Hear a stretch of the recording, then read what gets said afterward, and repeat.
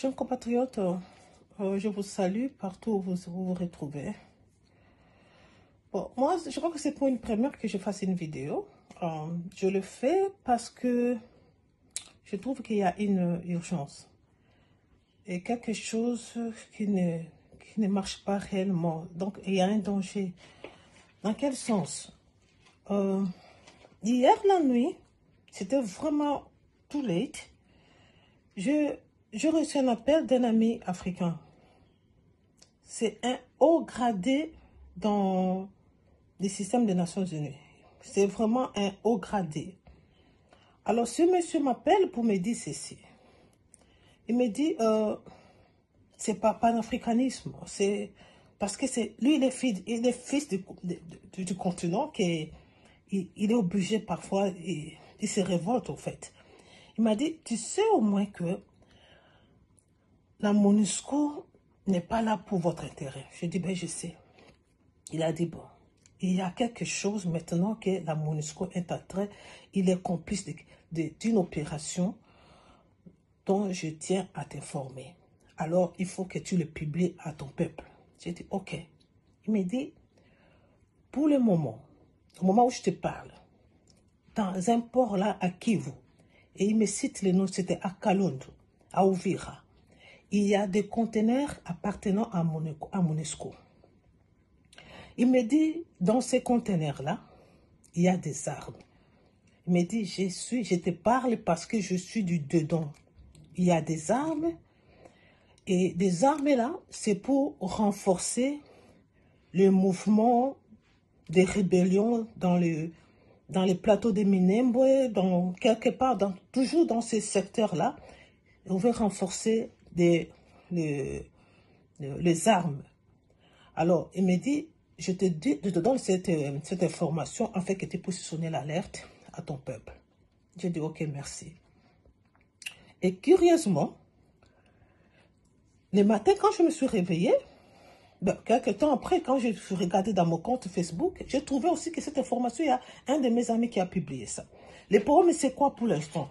Comme l'ami m'a parlé, il me dit, le problème, c'est que vos agents de la douane, ils veulent contrôler, ils veulent faire leur travail comme ils font avec tous les conteneurs qui entrent au pays. Mais curieusement, au fait, la MONUSCO refuse. On ne sait pas pourquoi la MONUSCO refuse. La MONUSCO refuse pour qu'on puisse faire les contrôles normaux comme d'habitude. Parce qu'ils savent qu'il y a quelque chose. Alors il me dit, le problème et le danger, c'est que maintenant, nous connaissons nos dirigeants africains. Alors si les autorités de la MONUSCO font la pression sur vos dirigeants, ils peuvent demander au service de la douane de ne pas faire le contrôle. Et quand vous lâchez ça, vous devez savoir qu'il y aura une conséquence derrière cette décision-là. Donc, informe à ton peuple. C'est ainsi que je veux vraiment sonner l'alarme. Donc, nous ne pouvons pas croiser les bras. Nous savons que nos dirigeants, des fois, quand, je ne sais pas si c'est pas complexe, c'est souvent quand ceux qui dirigent le monde décident et donnent les ordres qu'écoutez, faites ceci, faites cela, malgré qu'ils savent parfois que ce n'est pas de notre intérêt. Parfois, ils cèdent. Souvent, ils cèdent. Alors, vous vous souvenez, chers amis, en 1996, lorsqu'il y a eu l'évasion rwando-burundais-ougandaise, les systèmes des Nations Unies, les organismes qui travaillent avec les Nations Unies, ils ont contribué massivement à transporter les armes et munitions.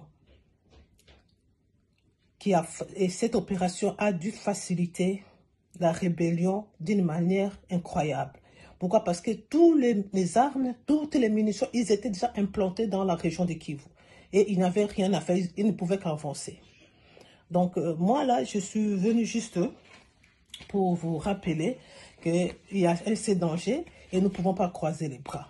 Donc, sonnons l'alerte et parlons un peu plus fort, afin que nous puissions, nous aussi de notre côté, nous devrons faire la pression à ceux qui dirigent les pays de ne pas céder à tout ce qu'on nous demande et tout ça. Sur la MONUSCO sait qu'il n'y a rien dans ces conteneurs-là, qui laisse les agents de l'Office d'affaires leur travail. Pourquoi ils refusent? Pourquoi ils refusent? Donc, ils sont dans nos pays, mais ils ne sont pas avec nous. Et c'est à nous maintenant de faire la lutte. Et parce que si nous ne nous lèvons pas aujourd'hui, et un jour, ça sera la génération future, n'aura que l'histoire pour dire qu'écoutez, c'était comme ça que nous étions d'abord et maintenant, voici où nous sommes. Et c'est ainsi que je suis venue vous en parler. Merci. Bye.